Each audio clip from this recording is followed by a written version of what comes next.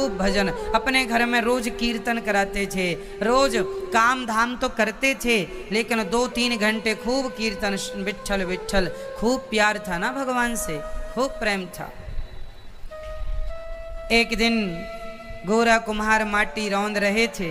कुम्हार ना माटी के घड़ा बनाने के पहले माटी को पांव से रौंदता है, उसे रौंदना बोलते हैं, कचरता है माटी को, है ना, ताकि माटी घुल कर चिकनी हो जाए, ताकि घड़े अच्छे बने, जरा भी ढेली ना रह जाए, पत्थर ना रहे, इसलिए चिकनी करने के लिए वो रौंदता है। तो गोरा कुम्हार जी माटी रौंद रहे थे कि तभी पत्नी ने देखा कि विठ्ठल जाग गया है, मतलब उनका लाला, उनका बेटा जाग गया, और वो तभी पानी भरने जा रही थी। तो उसने फिर से बच्चे को सुला दिया और अपने पति से कहा कि सामने विठ्ठल सो रहा है, आप देखते रहना, अभी जाग जाएगा, मैं जब तक कुएं से पानी भर कर आती हूँ। वो पानी भरने चली गई और विठ्ठल नाथ जी के ध्यान में गोरा कुम्हार, वो तो माटी रौंदते थे, तो ध्यान विठ्ठल नाथ जी का, माटी रौंदते थे और विठ्ठल विठ्ठल विठ्ठल विठ्ठल विठ्ठल नाम जपते हुए, भगवत चिंतन करते हुए, वो नाम जपते हुए, तभी क्या हुआ, गोरा कुम्हार तो समाधि में डूब गए, ध्यान में डूब गए, पता ही नहीं कि बच्चा कहाँ गया। बच्चा जागा, उसने देखा पिताजी खड़े हैं, तो वो बच्चा अपने पिता की तरफ घुटनों केवल चल कर गया, और वहां पर तो गड्ढा था जहां माटी रौंद रहे थे। बच्चा तो बच्चा है, बच्चा जाकर उस गड्ढे में गिर गया, और केवल गिरा नहीं, माटी तो थी, माटी में धंस गया, और गोरा कुम्हार तो चारों तरफ पांव मार रहे थे। तो गोरा कुम्हार रौंदते रौंदते बच्चे के पास आए, उन्हें क्या पता कि यहाँ बच्चा है, वो तो ध्यान में डूबे हैं, भगवान का ध्यान लग गया है, ऐसा भाव बनाए हैं वो कि मैं तो पंढरपुर में हूँ और ठाकुर जी की परिक्रमा लगा रहा हूँ, और बस उनके पाँव से उनका खुद का बच्चा, उसने अपने पुत्र के माथे पर पाँव रखा तो माथा माटी के अंदर चला गया, छाती पे पाँव रखा, छाती अंदर चली गई, पूरा का पूरा बच्चा मिट्टी के अंदर समा गया। घुटन होने के कारण, मिट्टी से डूब जाने के कारण उस बच्चे की मृत्यु हो गई। परंतु गोरा कुम्हार माटी रौंदते गए और विठ्ठल विठ्ठल विठ्ठल विठ्ठल ऐसे ध्यान में डूब गए, कुछ पता नहीं बाहर की दुनिया का, वो तो भाव से भगवान के करीब हैं, भगवत दर्शन कर रहे हैं भाव में। अभी विठ्ठल विठ्ठल वो जप ही रहे थे कि तभी उनकी पत्नी आ गई पानी भर करके कुएं से। जब वो आई घड़ा लेकर, पानी से भरा हुआ, यहाँ वहाँ देखा, रे विठ्ठल नहीं है। विठ्ठल बेटा कहाँ हो? चारों तरफ घर में ढूंढा, शायद अंदर गया हो, शायद यहाँ हो, शायद वहाँ, कहीं नहीं। आवाज लगाई पति को, अजी सुनते हो विठ्ठल कहाँ है? वो तो ध्यान में मस्त हैं गोरा कुम्हार जी, खूब ध्यान में मस्त हैं, और चारों तरफ ढूंढने से ना मिला। इसे कुछ संदेह हुआ कि जहां ये खड़े हैं वहां तो नहीं है। करने लगी, विठ्ठल विठ्ठल कहकर रोने लगी, मेरा विठ्ठल, मेरा बेटा। तब गोरा कुम्हार का ध्यान टूटा, और जब ध्यान टूटा तो पत्नी बोली, कैसे पिता हो, तुमने हत्या कर दी अपने पुत्र की? गोरा कुम्हार बोला, क्या हुआ? अरे देखते नहीं हो क्या हालत हो गई है?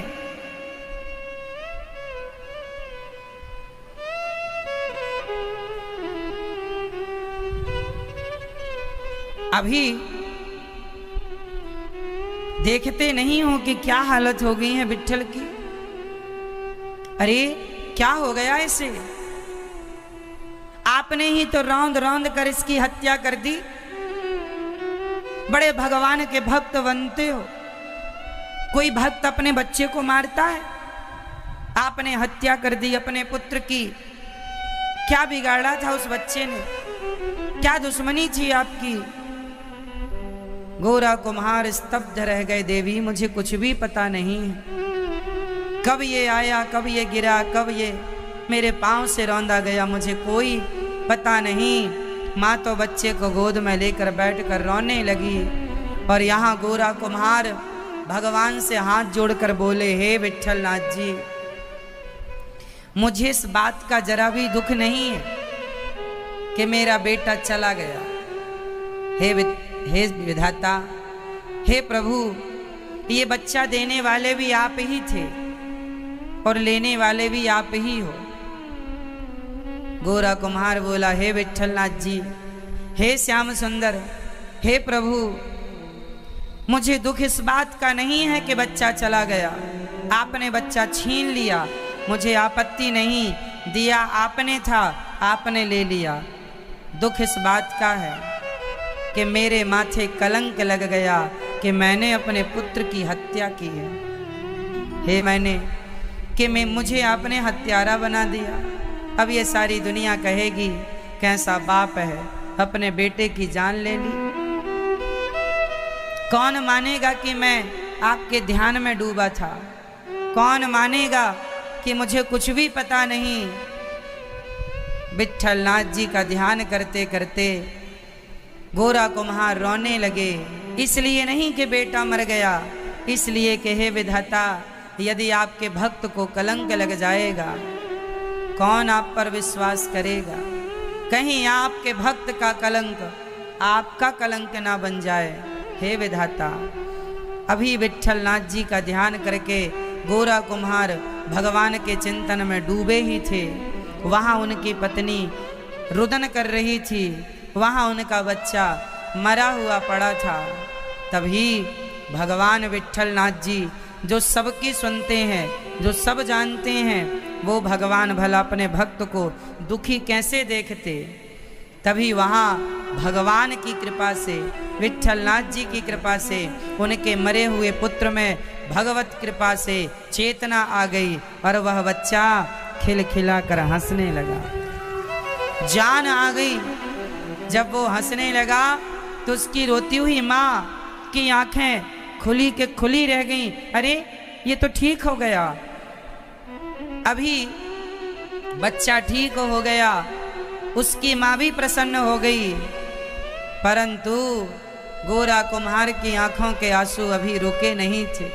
उनके नेत्र बंद थे, भगवत प्रेम में डूब रहे थे। तभी उनकी पत्नी ने उन्हें हिलाया, अजी सुनते हो, देखो आपका विट्ठल जीवित हो गया। आंख खुली, तुरंत आंख खोलकर देखा कि विट्ठल जीवित हो गया। तुरंत गोरा कुम्हार ने आंखें फिर बंद करके विधाता के चरणों में साष्टांग प्रणाम किया। हे श्याम सुंदर, हे विट्ठलनाथ जी, मैं आपका सदा आभारी रहूँगा, मैं आपका ऋणी रहूँगा। आपने मुझे इस कलंक से बचा लिया। तभी भगवान प्रकट होकर के विट्ठलनाथ जी ने गोरा कुम्हार को दर्शन दिया। धन्य हो बेटा, धन्य हो पुत्र, धन्य हो, तुमने पुत्र के मरने पर पुत्र का मोह ना रखा, मेरा ही स्मरण किया। धन्य है आप जैसे भक्त। भगवान ने गोरा कुम्हार को अपनी भक्ति देकर, अपना प्रेम देकर वहाँ से विदा हो गए। भगवान ने कहा, तुम्हें क्या चाहिए? धन दौलत की कामना हो सो बताओ। गोरा कुम्हार बोला, नाथ प्रभु, कोई धन दौलत की कामना नहीं, बस मेरी वाणी सदा आपका गुणगान करती रहे और मेरे मन मंदिर में सदा आप विराजे रहें, बैठे रहें, बस यही चाहता हूँ। कहकर भगवान, भक्त धन की कामना करता ही नहीं, करेगा क्या वो धन का? क्या करेगा? धन पाने वाले को अभिमान आ जाता है, इसलिए भक्त डरता है कि कहीं मैं धनी होकर के, अभिमानी होकर भगवान से दूर ना हो जाऊं, इसलिए भक्त बचते हैं धन से। गोरा कुम्हार को भगवान ने दर्शन देकर कृतार्थ किया, उनके पुत्र को जीवित किया। ये कलयुग की कुछ 100 साल पुरानी घटना है। बहुत जब संत ज्ञानेश्वर हुआ करते थे ना, संत ज्ञानेश्वर और नामदेव जी और ये गोरा कुम्हार, ये एक ही समय के भक्त हैं। ये सभी लोग गोरा कुम्हार के घर जाया करते थे। संत ज्ञानेश्वर, नामदेव जी सब गोरा कुम्हार के यहाँ जाते थे और बैठ के भगवत चिंतन करते थे, चर्चा करते थे। ये सब उसी समकालीन संत हुए हैं, भक्त हुए हैं। और गृहस्थ में रहकर हुए हैं। ऐसा नहीं कि कोई जंगल गए हो, नहीं, घड़ा बनाना नहीं छोड़ा था गोरा कुम्हार जी ने। गृहस्थी में रहना बहुत अच्छा है। गृहस्थी में रहकर केवल पेट भर जाए इतना कमाओ, बचा हुआ समय भगवत चिंतन में लगाओ। यही है। जोड़ने की बातें क्या हैं साहब, कितना भी जोड़ लो, जोड़ते रहो, पैसे के लिए मरते लड़ते रहो, क्या फायदा। कितना भी कमा लो, खाना तो दाल रोटी ही है, खाना तो उतना ही है जितना पेट में समाएगा। इसलिए बड़े बड़े साधु भक्त ये पैसों के धन के चक्कर में पड़े ही नहीं, केवल प्रेम मांगा है और भगवान का सच्चा प्रेम किए हैं। ये सभी महापुरुष विट्ठल नाथ जी के परम भक्त हुए हैं। आज भी महाराष्ट्र में विट्ठल नाथ जी के लिए आषाढ़ में, सावन में, ये भादों के महीने में खूब यात्राएं निकलती हैं। घर घर से लोग अपने बच्चों को विट्ठल बनाते हैं, विट्ठल का श्रृंगार करते हैं, चौक पूरते हैं और घर घर से यात्राएं निकलती हैं कीर्तन करते हुए। आज भी पंढरपुर के लिए लोग पैदल यात्रा पर जाते हैं, पद यात्रा निकालते हैं और विट्ठल नाथ जी का आज भी लोग दर्शन करते हैं। आज भी भक्तों के कारण ही आज ये पृथ्वी टिकी हुई है। भक्तों, केवल भक्तों के कारण टिकी हुई है। आप जैसे भक्त जाया करें, दर्शन किया करें। अरे हम भाग्यशाली हैं कि हमारे सामने विट्ठल नाथ जी हैं, बिहारी जी हैं, जगन्नाथ जी हैं, द्वारिकाधीश जी हैं। भाग्यशाली हैं हम लोग। भगवान बड़े दयालु, बड़े कृपालु, परम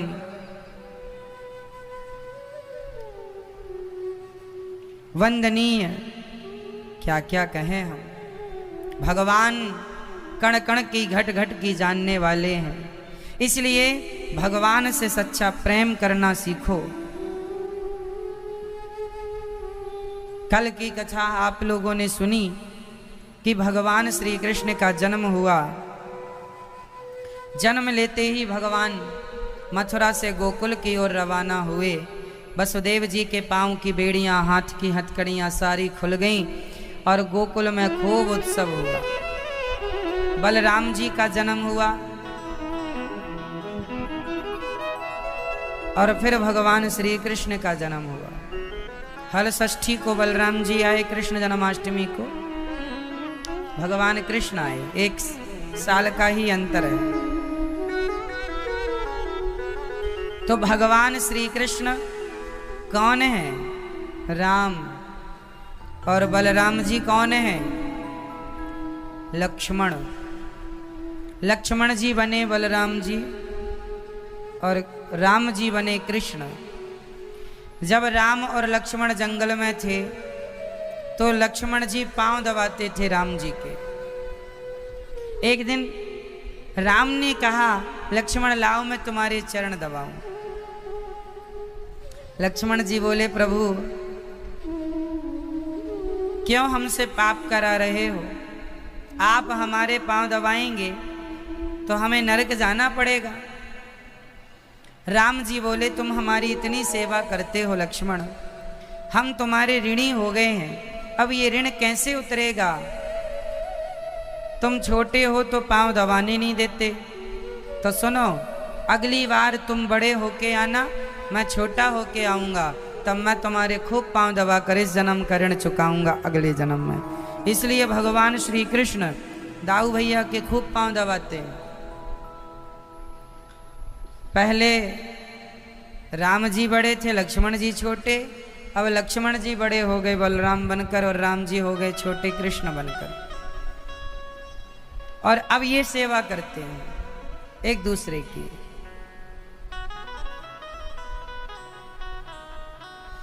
लक्ष्मण जी ने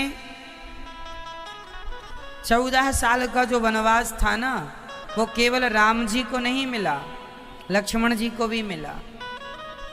लक्ष्मण जी भी 14 साल वनवासी रहे और जितना त्याग राम जी का था उससे ज्यादा त्याग श्री लक्ष्मण जी का था। और जितना त्याग लक्ष्मण जी का था उससे ज्यादा त्याग भरत जी का था, और जितना त्याग भरत जी का था उससे ज्यादा त्याग शत्रुघ्न जी का था। सबसे ज्यादा त्याग यदि किया है शत्रुघ्न जी ने किया। लक्ष्मण जी का त्याग क्या है? लक्ष्मण जी ने 12 वर्ष तक, मेघनाथ को वरदान था कि जो 12 वर्ष तक नींद और नारी का त्याग करेगा वही मेघनाथ को मार सकता है, वरना युद्ध जो करेगा मेघनाथ से वो मेघनाथ के हाथों मारा जाएगा। 12 वर्ष तक किस चीज का त्याग करना था? नींद और नारी। 12 वर्ष तक जो सोए ना, 12 वर्ष तक जो नारी का स्पर्श ना करे, स्पर्श क्या, मन में गलत भाव भी ना आए, ऐसा आदमी ही मेघनाथ को मार सकता था। ऐसे श्री लक्ष्मण जी राम की सेवा के लिए निकले तो लक्ष्मण जी की पत्नी जानते हैं कौन है? मैं ये बताओ, लक्ष्मण जी की पत्नी कौन? हाँ कौन? माता उर्मिला। उर्मिला माता जो है ना, वो लक्ष्मण जी जब जाने लगे वनवास तो लक्ष्मण जी ने उर्मिला जी को समझाया।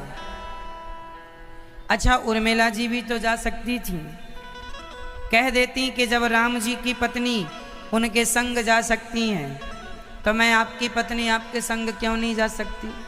लक्ष्मण जी ने समझाया, देवी तुम्हारे इस त्याग को लोग याद करेंगे, हमें राम जी की सेवा में रहना है, इसलिए आप मत जाओ। समझाया। लक्ष्मण जी को लगा कि कहीं मेरी पत्नी जिद ना करे, तो आखिरी समय लक्ष्मण जी अपनी पत्नी से मिलकर नहीं आए। वो द्वार पर खड़ी ही थी, आरती पुष्प चंदन लेकर के कि तिलक लगाकर अपने पति को विदा करूंगी, पर आखिरी समय लक्ष्मण जी उस द्वार से निकले ही नहीं जिस द्वार पर माता उर्मिला खड़ी थी। उनके हाथ में जो चंदन था, जो हल्दी थी, जो चावल थे, जो पुष्प थे, जो दीपक था, आप आश्चर्य मानेंगे कि माता उर्मिला लक्ष्मण जी का इंतजार करने के लिए जिस द्वार पर खड़ी थी कि यहाँ से निकलेंगे तो तिलक लगाकर विदा करूंगी, लक्ष्मण जी नहीं आए तो माता उर्मिला 14 साल तक वहीं जस की तस खड़ी ही रही। उनकी थाली में जो पुष्प था, कहते हैं 14 साल तक वो पुष्प कुम्हलाया नहीं, मुरझाया नहीं, उनके थाली का दीपक 14 साल तक बुझा नहीं, खड़ी रही। ऐसा त्याग, ऐसी पतिव्रता नारी।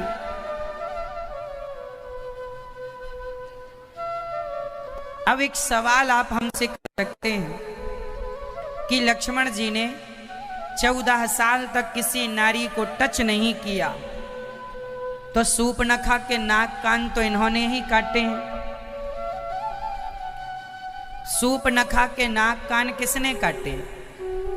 आप लोग ये जानते हैं कि लक्ष्मण जी ने काटे, लेकिन ये दास अनिरुद्ध आपसे कहेगा कि लक्ष्मण जी ने नहीं। देखा तो सबने यही कि लक्ष्मण जी ने काटा, पर शक्ति पीछे थी। कौन? कहते हैं माता उर्मिला हल्दी चावल ऐसे लेकर खड़ी थी कि पति आए, लक्ष्मण जी तो मैं तिलक लगाऊं, पर लक्ष्मण जी आए नहीं तो वो हल्दी चावल उनके हाथ में रहा। और जब सूर्पनखा उनकी ओर बढ़ने लगी, लक्ष्मण जी की ओर, तो उर्मिला माता समझ गई कि मेरे पति की ओर कोई दुष्ट नारी बढ़ रही है, तो उन्होंने अपने चावल का एक दाना गिराया और संकल्प किया कि जाओ उस नारी का नाक कान भंग कर दो जो मेरे पति की ओर बढ़ रही है। चावल का वह एक दाना ही बाण बनकर गया और सूर्पनखा के नाक और कान को काटता है। लक्ष्मण जी ने तो केवल हाथ चलाया है माना की, परंतु कहते हैं पत्नी पतिव्रता हो तो उसके पातिव्रत धर्म के बल पर पति की सदा रक्षा होती है।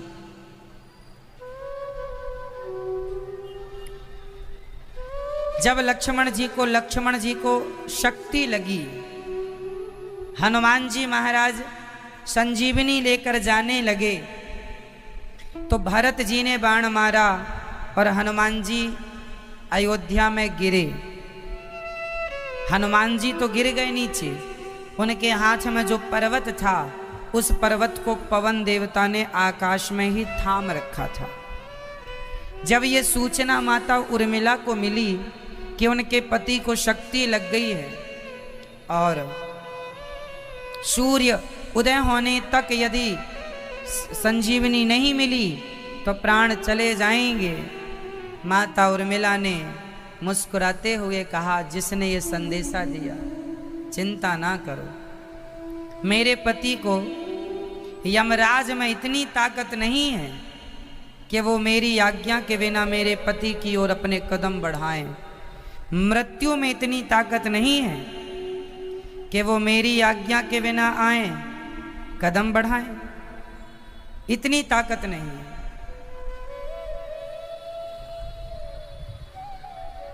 पातिव्रत धर्म की बड़ी शक्ति होती है, पतिव्रता नारियों में बड़ी शक्ति होती है। उर्मिला माँ का क्या चरित्र कहें। अच्छा, एक पतिव्रता अयोध्या में है उर्मिला जैसी, तो एक पतिव्रता लंका में भी है। बताओ लंका की पतिव्रता नारी का नाम क्या है? क्या नाम है? हाँ, है लक्ष्मण जी की पत्नी और एक है मेघनाथ की पत्नी। आपको एक चीज और बता दूं कि जो मेघनाथ की पत्नी है उनका नाम है सिलोचना। सिलोचना नांग कन्या है, वासुकी की वंशज है, नांग कन्या है। सच्चाई यह है कि जो मेघनाथ की पत्नी सिलोचना है, इनका विवाह पहले लक्ष्मण जी से ही होने वाला था। जो सिलोचना के पिता थे उन्होंने यही मन बनाया था, क्योंकि ये नांग कन्या है और लक्ष्मण जी भी शेषा अवतार हैं, शेष नांग हैं, ये भी नांग कन्या है और वो भी शेष नांग है। तो उन्होंने सोचा कि मैं अपनी बेटी का विवाह लक्ष्मण जी से करूंगा। तब तक रावण ने मेघनाथ ने नांग लोक में उत्पात कर दिया। मेघनाथ ने नांग लोक में खूब ऊधम मचाया और पूरे नांग लोक को घेर लिया, सारे नांगों को काटना शुरू किया, मारना। तब नांगों के राजा मेघनाथ की शरण में आए, कहा महाराज हम नांग लोक में रहने वाले नांग हैं, हमें क्यों सता रहे हैं। तब ना चाह करके कहा कि आप हमें ना सताइए, हमारे वंश को बचाइए, हम अपनी पुत्री का विवाह आपसे करेंगे। तब ना चाह करके सिलोचना का विवाह मेघनाथ से किया गया। नांग लोक में जा इसने उत्पात किया, तब वासुकी ने सिलोचना को ब्याह दिया। इसी के सत पर है वह जीवित, मेघनाथ बलवान, सुन लीजिए स्वामी गुप्त कथा का ज्ञान। जो वासुकी नांग है उनकी कन्या है सिलोचना।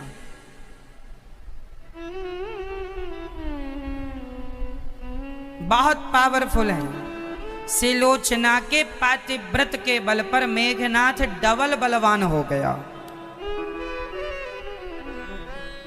तो जितना पातिव्रत धर्म, जितनी पतिव्रता माता उर्मिला, उतनी ही सिलोचना है। फिर देखना यह है कि पलड़ा भारी किसका है, लक्ष्मण जी का या मेघनाथ का। बताइए, दोनों की पत्नियां पातिव्रत धर्म का पालन करती हैं, फिर लक्ष्मण जी का पलड़ा भारी कैसे हो गया, मेघनाथ का पलड़ा कमजोर कैसे हो गया? जानते हैं? उत्तर सुनिए। मेघनाथ की पत्नी बहुत बड़ी पतिव्रता है, परंतु मेघनाथ संगत किसकी करता है? रावण की। और लक्ष्मण जी भी उतने ही बलशाली हैं। लक्ष्मण जी का बल और मेघनाथ का बल लगभग बराबर है। मेघनाथ भी कम बलशाली नहीं। और जितने बड़े पितृ भक्त राम जी हैं, पितृ भक्त मतलब पिता भक्त, माता भक्त, उतना ही बड़ा माता पिता का भक्त मेघनाथ भी। मेघनाथ कोई ऐरा गहरा नत्थु खैरा नहीं था। मेघनाथ रावण को भगवान मानकर पूजता था। जो हर पुत्र का धर्म है अपने पिता को भगवान मानकर पूजना, पूजता था वो। आखिरी समय जब आया, मेघनाथ ने लक्ष्मण जी को जब सुदर्शनास्त्र चलाया, ब्रह्मास्त्र चलाया, सारे अस्त्र शस्त्र लक्ष्मण जी को प्रणाम कर करके जब लौटने लगे, मेघनाथ समझ गया कि ये नर नहीं नारायण है, ये भगवान है। रावण गया था वापस। पिताजी बाहर आए। क्या हुआ मेघनाथ? आप जिन्हें सामान्य वनवासी कह रहे हैं वो नर नहीं नारायण।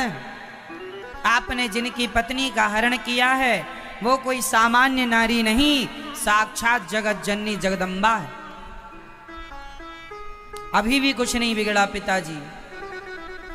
यदि लंका वासियों की भलाई चाहते हैं तो माता सीता को ले जाकर नारायण के कदमों में डाल दीजिए, वो दयालु हैं, छोड़ देंगे।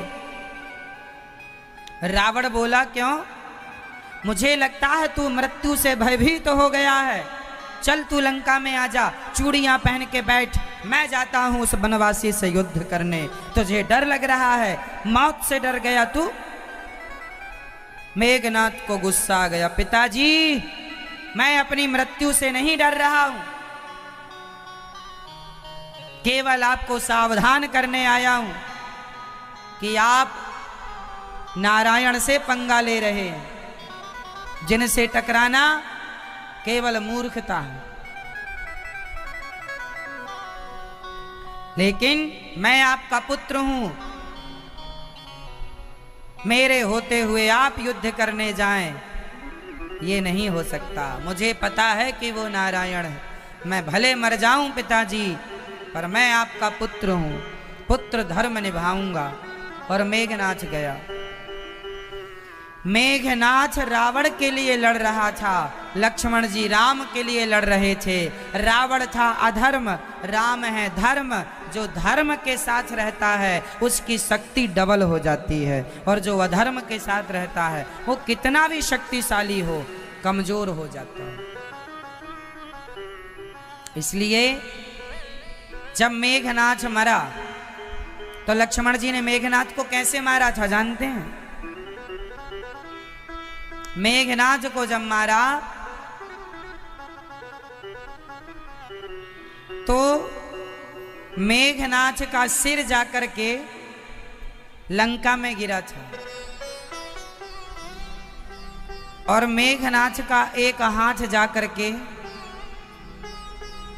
पत्नी के कक्ष में गिरा था, उर्मिला के। हाँ, जो इनकी पत्नी सिलोचना के कमरे में जाकर मेघनाथ का हाथ गिरा, सिर जाकर के मेघनाथ का रावण के दरबार में गिरा, और जो धड़ था वो रामादल में ही गिरा, वहीं जहां था। सिलोचना ने जब देखा कि मेरे पति चले गए तो अपने पति का हाथ लेकर अपने ससुर के पास गई, अपने पति का शीश लिया और शीश लेकर के राम के पास आई माता सिलोचना, और आकर के उन्होंने एक चिता तैयार की, अपने पति को चिता पर रखा स्वयं चिता पर बैठी, अपने पति का गोद अपने पति का सिर अपनी गोद में रखा, हाथ रखा, और जब बैठ गई तो कुछ बंदर भालुओं ने मजाक उड़ानी शुरू कर दी। देखो देखो राक्षस की पत्नी ड्रामा कर रही है, कुछ भी उनकी भाषा में कहा होगा। कह दिया कि तू यदि सच्ची पतिव्रता है तो तेरे मरे हुए पति को तू हंसा कर दिखा दे तो मान जाऊं कि तू पतिव्रता है। तब उर्मिला तब सिलोचना के कहने पर मेघनाथ जो मर चुके थे खूब ठहाका लगाकर हंसे। पूरी लंका में, पूरे रामा दल में जोर जोर से हंसी की ध्वनि गूंज पड़ी। राम जी सावधान हो गए, कौन है ये? जाकर देखा, चिता पर बैठी पत्नी और उस कटा हुआ शीश मेघनाथ का खिलखिलाकर हंसने लगा। सारे लोग चुपचाप हो गए। तब राम जी ने बंदर भालुओं को डांटा कि तुमने एक पतिव्रता नारी का मजाक बनाया, एक सती का मजाक बनाया। नहीं, तभी सत्य है, पर कोई अपना नहीं है, फिर भी इंसानियत के नाते सेवा कर लो अपना मानकर, और अपने भगवत धाम को जाने का अपना रास्ता प्रशस्त कर लो। यही है तो ये जीवन है बिन भरोसे का। इसलिए मैं अपनी माँ से प्यार करता हूँ, पता नहीं कौन सी सांस अंतिम सांस हो। आप भी अपनी माँ से प्यार किया करो, पता नहीं कौन सी सांस अंतिम सांस हो, किसकी कोई नहीं जानता। आज मिला हुआ जुला हुआ अच्छे भले आदमी आज मिलते हैं, पता चलता है कल खत्म हो गए। ये भगवान की माया है, बड़ी विचित्र है। अभी कुछ दिन पहले भी एक माँ भगवत धाम को गई थी, उनके भी बच्चे नहीं आए। उनके बच्चों से तो संपर्क हो गया था, फोन मिल गया था, बच्चों ने मना कर दिया था हम नहीं आएंगे, आप ही कर दीजिए जो करना है। सूतक भी नहीं माना था बेटे ने माँ के मरने का। फिर यहीं उनका संस्कार भी हुआ, तेरही भी उनकी यहीं पर हुई।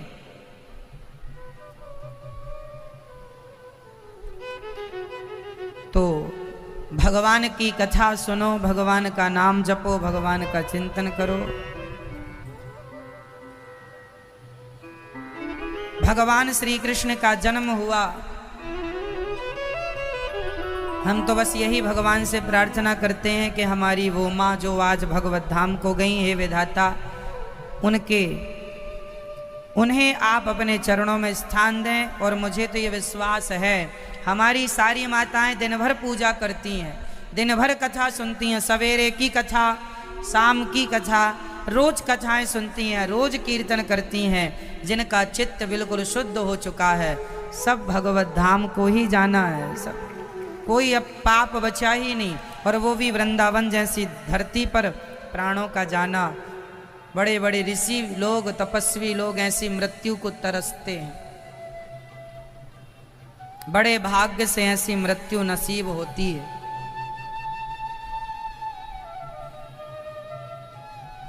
श्री भगवान का प्राकट्य हुआ, भगवान का जन्म हुआ। और जन्म जब हुआ तो भगवान गोकुल गए, वहाँ पर उत्सव हुआ कि भगवान को देखने के लिए, भगवान को जहर पिलाने के लिए माता पूतना आ गई। और पूतना लोक बालघिनी राक्षसी रुधिरासना जिघांसया पहरये स्तनं दत्वा पसद्गतिं। पूतना लोके बालघिनी राक्षसी रुधिरासना जिघांसया पहरये स्तनं दत्वा पसद्गतिं। पूतना छोटे छोटे बच्चों को मारती है। और ऐसी पूतना को भगवान श्री कृष्ण को जब मारने आई अपने स्तनों में जहर लगाकर, तब भगवान ने ऐसी पूतना की सदगति की। पूतना को देखते ही भगवान ने अपनी आंखें मूंद ली। मानो भगवान कहना चाहते हैं कि जिस पूतना के अंदर जहर है, जिसके अंदर कपट है, बाहर से तो अच्छी दिख रही है, बाहर से तो बढ़िया व्यवहार कर रही है, भीतर से कपट है, ऐसों को मैं देखता भी नहीं हूं, है ना। जिसके अंदर कपट होता है ऐसों को भगवान नहीं देखते। अब देखो ना, आप बाहर से बड़े अच्छे दिखते हैं, बड़े अच्छे हैं, पर अंदर से आप अपनी खुद की माँ की सेवा नहीं करते, तो ये कपट नहीं तो क्या है। अब तुम्हें भी देखकर भगवान अपनी आंखें ही मूंदेंगे, तुम जैसे अभागियों को कहाँ देखेंगे, पापियों को कहाँ देखेंगे। इसलिए पूतना जैसी पापनियों को देखकर गोविंद नेत्र बंद कर लेते हैं। और आंखें इसलिए भी बंद कर ली कि भगवान तो करुणा के सागर हैं, वो ये देखना चाहते हैं कि पूतना का कोई एक पुण्य मिल जाए तो हम उस एक पुण्य के बल पर पूतना को भव सागर से पार लगा दूं, इसलिए नेत्रों को बंद कर लिया। अथवा भगवान ने पूतना को देखकर इसलिए आंखें बंद कर ली क्योंकि पूतना भगवान को मारने आई थी और भगवान तो तारना जानते हैं, इसलिए भगवान ने पूतना को देखकर आंखें बंद कर ली कि इसको देख लें, कोई एक भी बहाना मिल जाए तारने का, इसे तार दें। भगवान तो तारते हैं, भगवान तो तारते हैं।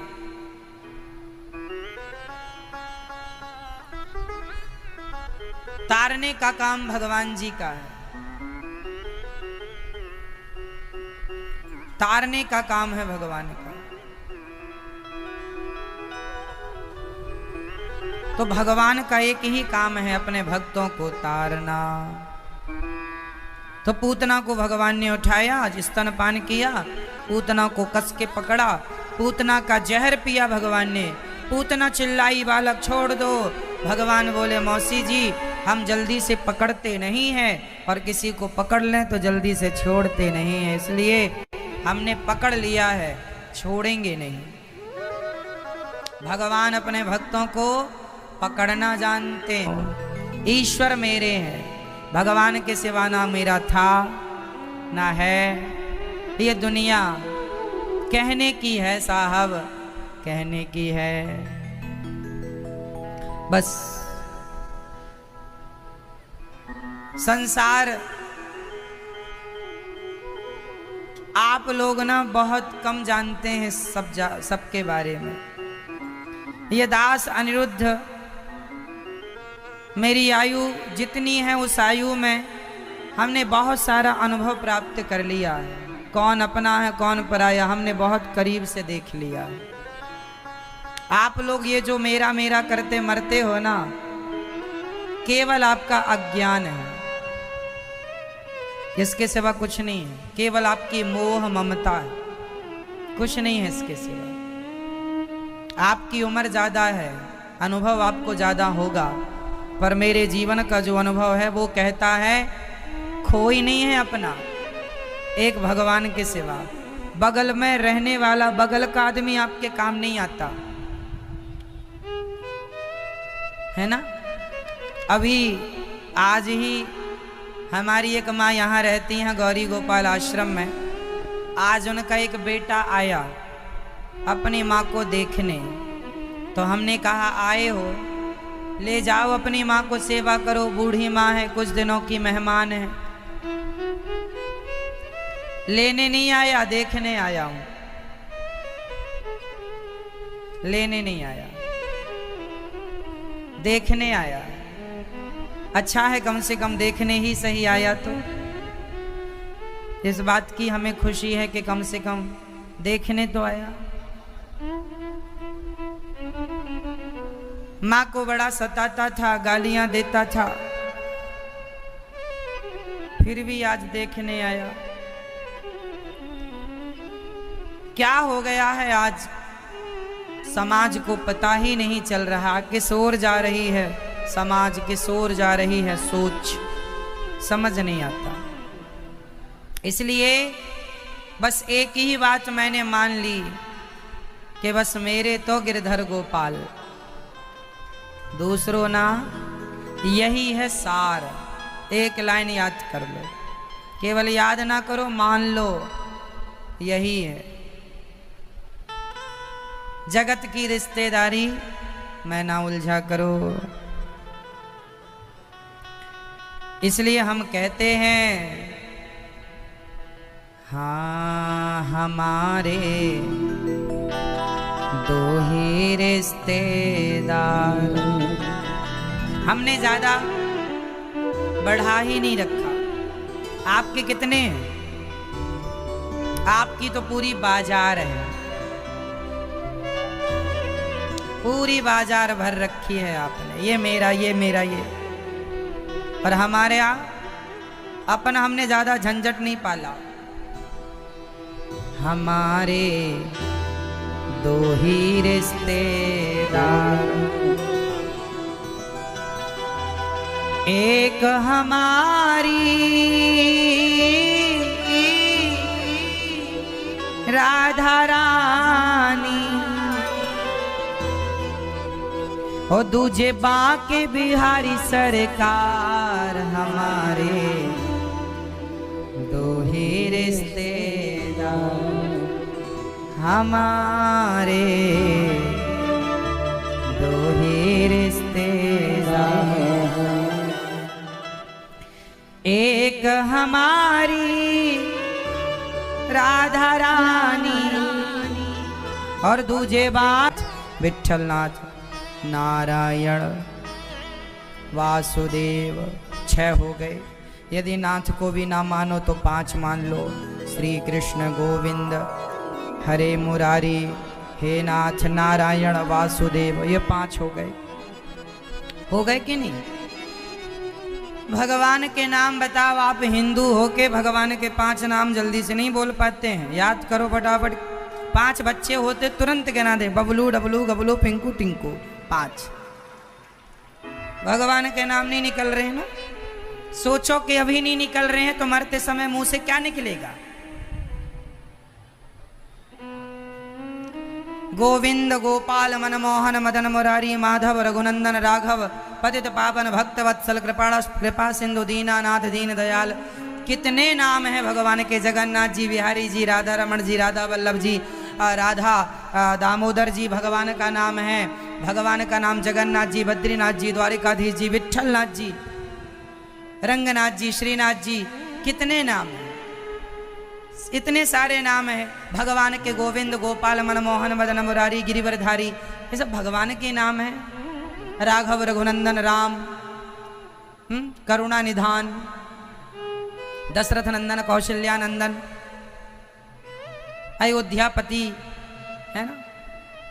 ये सब भगवान के नाम हैं। इतने नाम हैं लेकिन आप नहीं बोल पाते। उन्हीं के नाम है वामन, धनवंतरी, कक्षप, मोहिनी, नरसिंह। इतने नाम है भगवान के। परशुराम, सब उन्हीं के नाम है। अनंत भगवान के नाम कितने हैं? हजारों। भगवान के नाम कितने हैं? भगवान श्री कृष्ण का जब नाम कृष्ण पड़ा उसके पहले से भगवान का नाम कृष्ण है।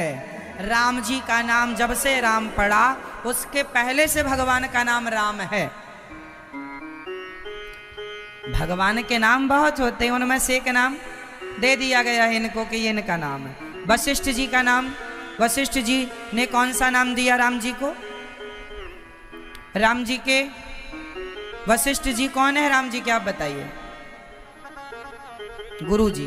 क्या नाम दिया वशिष्ठ जी ने? नहीं पता? वशिष्ठ जी ने राम जी को क्या नाम दिया? नहीं पता? अरे राम नाम दिया, राम। ये जो राम नाम है, राम जी को वशिष्ठ जी ने नाम रखा था, पर नाम रखा राम, इसके पहले से भगवान का नाम राम था। इससे पहले राम जी का नाम, भगवान के जितने नाम हैं ये नाम सदा से।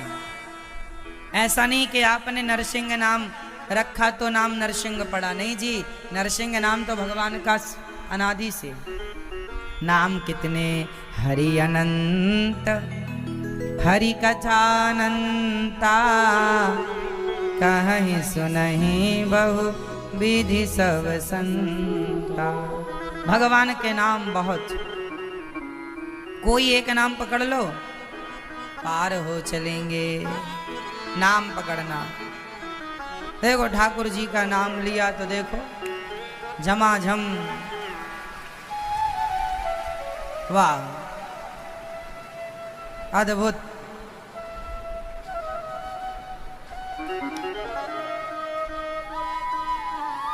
भगवान का नाम लेने के बहुत फायदे हैं, आप नाम लिया करें।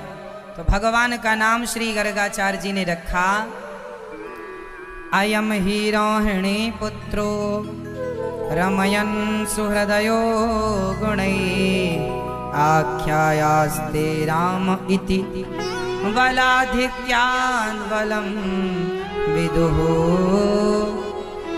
शुक्लो रक्तस्तथा पीतः इदानीं